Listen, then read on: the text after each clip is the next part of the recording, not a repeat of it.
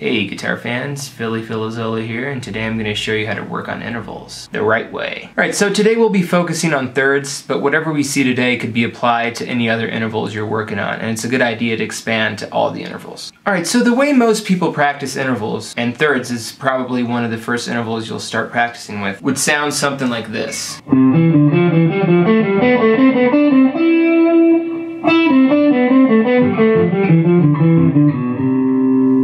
Right now, there's nothing wrong with that, but some people just stop there and they don't go anywhere else, and that's their interval practice. But guess what? That's not enough. So first of all, this sounds really outdated and old and just boring. The reason is when you're ascending the scale and ascending thirds like this,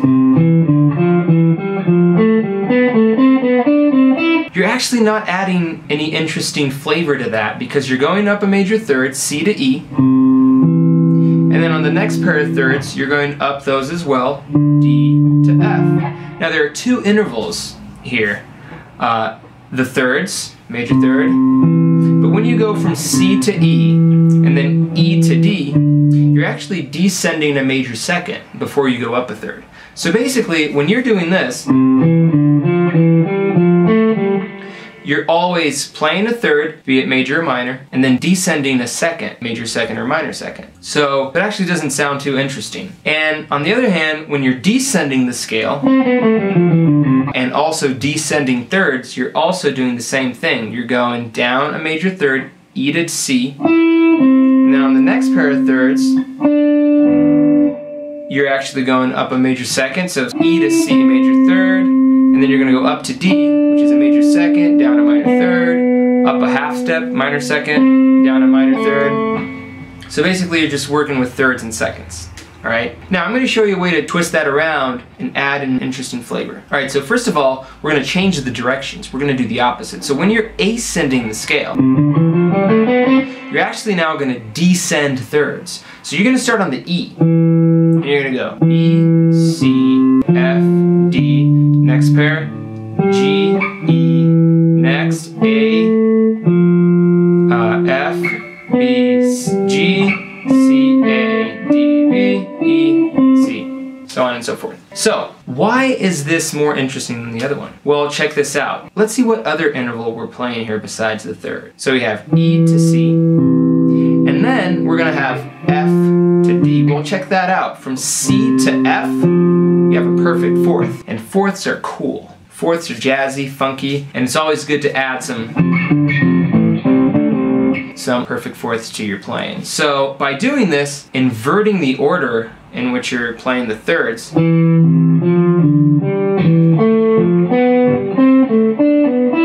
you're actually adding either a perfect fourth or a sharp four, which happens once in the major scale, along with the thirds. So that's interesting already.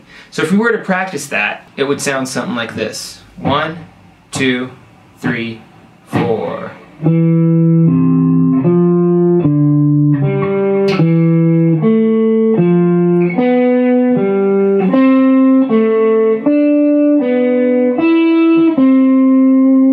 Alright, and when you're descending the scale, you also want to invert the order. So when you're descending, going from high to low, you're going to ascend on the thirds instead of descending. Alright, so it's going to sound like this.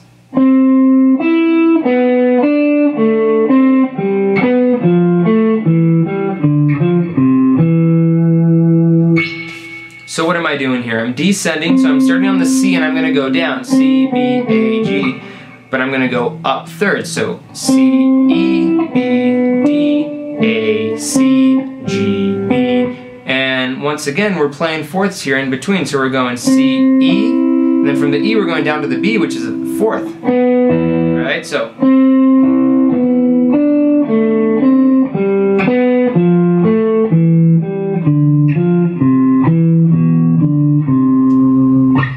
doing that, you're adding some flavor to your interval practice. Now let's see how that sounds with the metronome. All right, so we're going to start slowly, and we're going to play a 2-octave scale.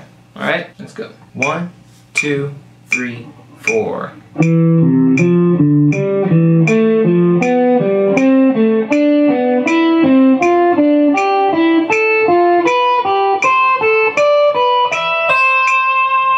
Now we're going to descend the scale ascending thirds, starting from the C on the 8th fret of the E string. Alright, so the logic here would be A, E, B, D, so we're descending the scale, ascending thirds. Alright, 1, 2, 3, 4.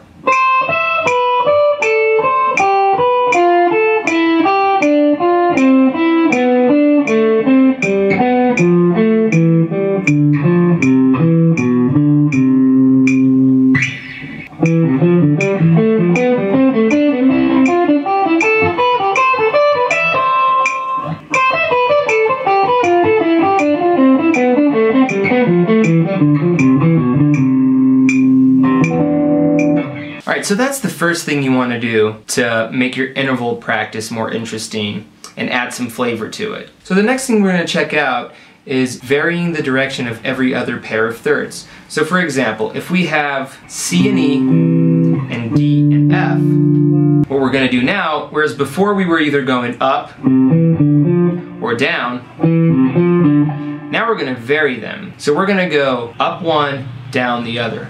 So for the first pair, if we're going up, it's going to be C, E. And the second pair is going to be F, D. So now it starts adding some variation to the direction of your playing. Instead of everything being up, up, up, or just down, down, down, that's going to be up, down, or down, up. And that adds some interesting flavor to your playing. So that new pattern would sound like this. 3, 4.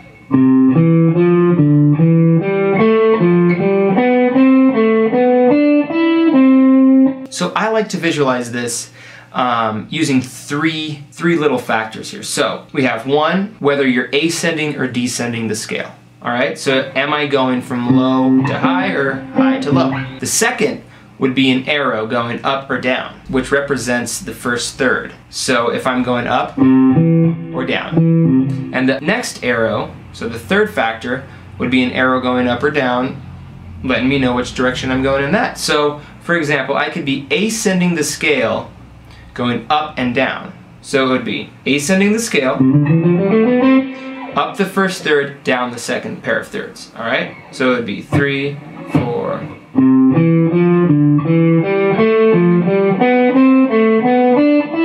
Another variation of that would be ascending the scale, going down the first third, up the second third. So I would start on the E here, going down to C. Then I'd be going up, D, F. So I would be going down, E, C, D, F, up on the second. So now we're ascending, going down then up. So it'd sound like this. 3, 4.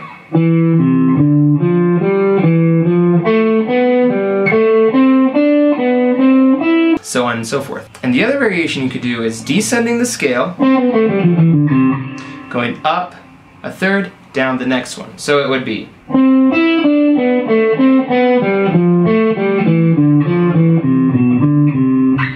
So what's happening here?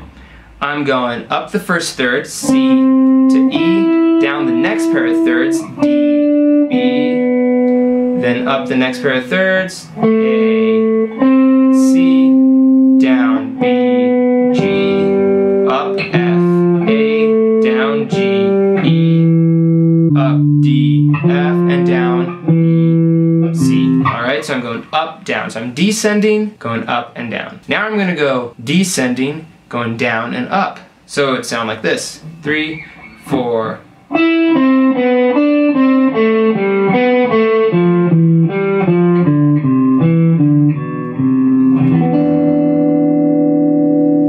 Alright, so basically you have 8 different ways of practicing intervals. You have 1. Ascending the scale, ascending thirds. 2. Descending the scale, descending thirds. 3. Ascending the scale, descending thirds. 4. Descending the scale, ascending thirds. 5. Ascending the scale, going up the first third, down the second third. 6. Ascending the scale, going down the first third, up the second third. 7. Descending the scale, going up the first third, down the second third. And lastly, 8. Descending the scale, going down the first third and up the second third. Now I know it's a lot to practice and a lot to think about, but start slowly and maybe do 2 per day, so every 4 days you've gone through the whole sequence. And start with thirds, then do 4th, 5th, 6th, 7th, etc. So now I'm gonna just play around with the backing track and show you all the examples written down. So to me, when I have ascending, arrow up, arrow down, it means that I'm ascending the scale, going up the first third, down the second third. Another example, if I have descending, down, arrow up, then I'm actually descending the scale, descending the first third, ascending the second third. It seems complicated, but you'll get the hang of it. So let's check out how these sound.